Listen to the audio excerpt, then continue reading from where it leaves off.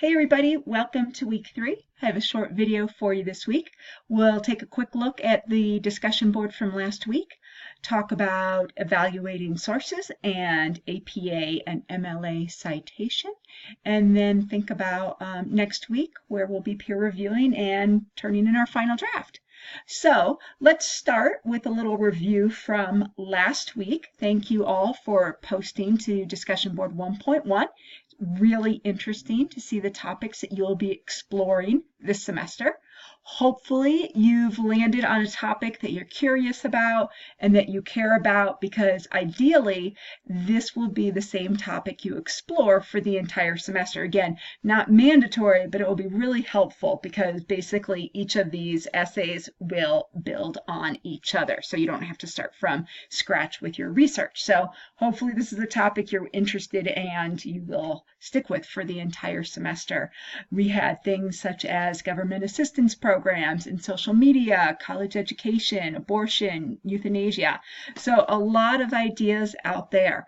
A couple of the concerns I read from students was this idea, number one, of how to narrow the topic, because these topics are really big. There is a lot to them.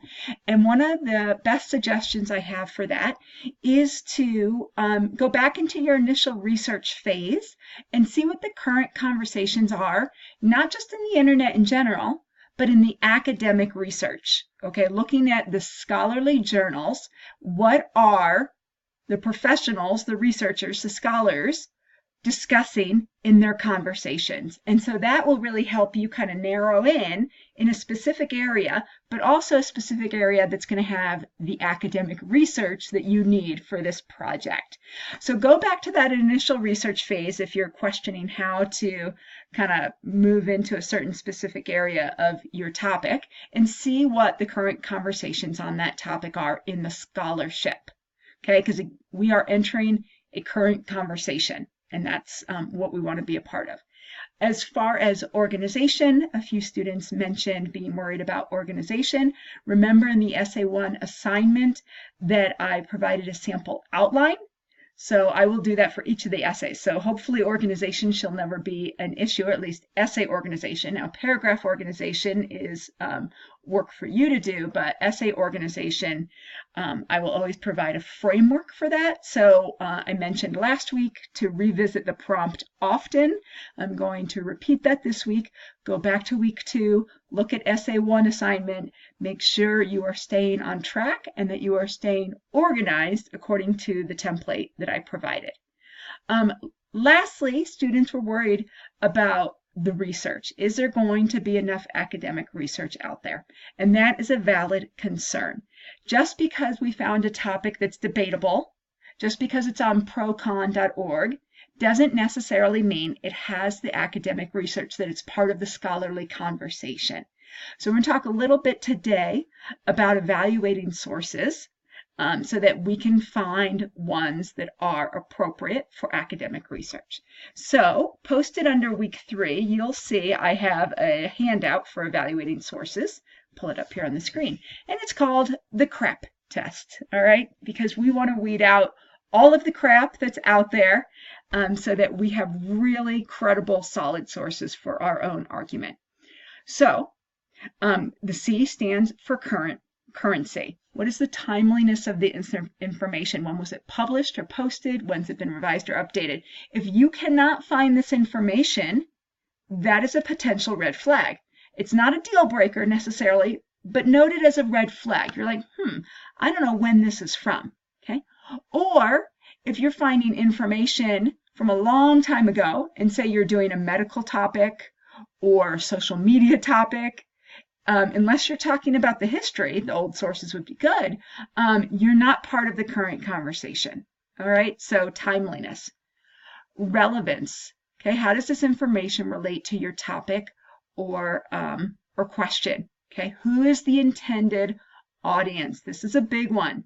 Realize that .orgs and .coms, okay, have specific missions, have specific audiences. You want to make sure that we are looking for sources whose audience is a college-educated academic audience. All right. The first A stands for authority. Who is the author? If you cannot find this information, that is a deal breaker. That is a major, major red flag. Now, some of our .gov sites will not necessarily publish authors. That's kind of that's a gray area for us. It is a .gov site, but you know, we don't know where this information is coming from other than the government. So be leery of that. But if it's any other source without an author, I would say throw it out. All right. Accuracy. Okay. Where does the information come from? That goes back to this idea of the source, a .com, a .org. Is there evidence? Okay. Has this information been reviewed or refereed? One thing I look for in accuracy is I scroll down to the very end and I look for references or works cited or bibliography. Okay. Where did this author get his or her information? And oftentimes I actually want to track it back to the original source. So rather than quoting something that was quoted that was somewhere else, it's like a scavenger hunt. And I'm like, okay, this is where they got their information. I'm going to go to that source. I want to go straight to the, what is the saying? Straight to the horse's mouth or something like that. That is the best way to do it. Now, if you've got an article and there's no references or bibliography or works cited, major red flag. Okay, where did this person get their evidence or their information or their research from? Because if it's just coming from their brain, that's an opinion. That is not research, okay? And this is not an opinion paper. This is an argumentative research paper. All right. Purpose. Why does this information exist? Fact, opinion, propaganda, point of view, things like that. Again, a lot of times we can tell that from the source. So that is just a quick evaluation criteria using the CREP test. All right, the other thing I wanted to show you that's posted in this week is a citation chart, because when we do use sources, it's really, really, really, really important. It's actually essential that we cite our sources, both in the text of the essay where we put the actual information in the body of our essay, and also in the end in the works cited or references page. Okay, this information is also located in your textbook. If you're going to be using MLA, it's going to be page 182. If you're using APA, it's page 194. Okay, and MLA or AP is up to you on your topic. So a lot of our medical fields are going to be using APA, and things about social media or college education or maybe government assistance may be more MLA. But there may be one area you're more comfortable in. Feel free to use that one. But this is just a quick guide from Purdue OWL that goes through kind of like a little reference chart of how to create your works cited or references. Okay, and it also has online sources down here. So those two are available for you in this week's. I'm going to go back to Blackboard real quick because I do want to pull back up the essay assignment under week 2. Oops, there we go. Essay 1 assignment, there it is. All right, so you should have this as easy reference throughout this writing process. Rough draft due September 9th. You're going to post it to DB, sorry, that should be Essay 1, not DB Essay 2, right? This is Essay 1, sorry. You'll see it's DB Essay 1. Final draft due September 16th. Okay, remember that this is a background essay. Okay, so it's a 4-page expository essay that presents the background information, history, and definitions on the topic. So even though we eventually will write the researched argumentative paper, right now we're just writing the background information to that argument, to that topic. Okay, one of the biggest mistakes students make is they try to just jump right into the argument. And so they write essay 1 and they have a side and they have a counter argument and they are arguing. Okay, this is a neutral paper. So you may probably feel one way or the other towards this topic. You are not letting that come out in this paper. When I read your essay, I should not know which way you will eventually end up arguing. okay? You are giving the background information. I do have the outline here. So there's your organization right there. So think about that. One other thing I want to point out, and this goes back to the idea of research, is, and I even mentioned it in here, you can get some ideas for topics from procon.org. Now, let's go to procon.org. Hopefully I have it up here, because I want to show you how this is not an academic site. So you should not be citing procon.org in your essay. So let's say I wanted to do school uniforms. So I click on school uniforms, really well organized, gives me a bunch of info. I could probably write my paper right from this website, but that's not the point nor the goal, okay? And a lot of information here on each side.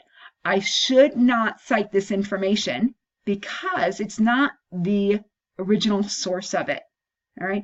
You'll see the little footnotes in each citation here, okay? When I click on this, and this is where it gets to kind of the scavenger hunt part, okay? Click on that, and it brings me down to the references. Now, I can see, let's see, that was 28 I clicked on, okay? That was from a U.S. Supreme Court decision. It was published on cornell.edu. Okay. Now, let's say I wanted to find another source. Oh, psychologytoday.com. Not an academic source. So just because procon.org used it does not give us the go-ahead to use it in our research paper, okay? So as you go through here, definitely help, use the help of procon.org to point you to your next source, point you in the right direction. But then you have to use that CRAP test and think about, is this an academic source? Is this part of an academic conversation, scholarly research? Okay, HuffingtonPost.com, 17.com, TeenVogue.com, okay, edweek.org, not academic sources. All right, now I could go read those articles and they may point me to more academic sources, but not academic themselves. So let me scroll through here, and it's real easy to pick out academic sources simply by the name of the journal. Journal of Educational Research. Ding, ding, ding, ding. Academic source. Okay, these academic sources have really fancy names, and they just sound academic. Here's another one. International Journal of Education Policy and Leadership. Ding, ding, ding, ding. Perfect. All right. So it's not that you cannot use some of these other sources, but just realize that you need to do the CRAP test with them, and you need to meet the minimum of academic sources required. Show you another one here. International Journal of Education Management. Ding, ding, ding, ding. Okay. TheGuardian.com. So use this, find these sources, but don't cite procon.org because they've given you the direct reference to everything they're using, and that's where you should be headed. All right, so hopefully that gives you a little bit more background on academic sources, evaluating sources, an MLA and APA format. Next week, we will be peer reviewing the essays that you post to DB Essay 1 at the end of this week, and then you'll be revising and turning in your final draft. So if you have any questions this week, reach out. I'm here to help, and I look forward to reading your work.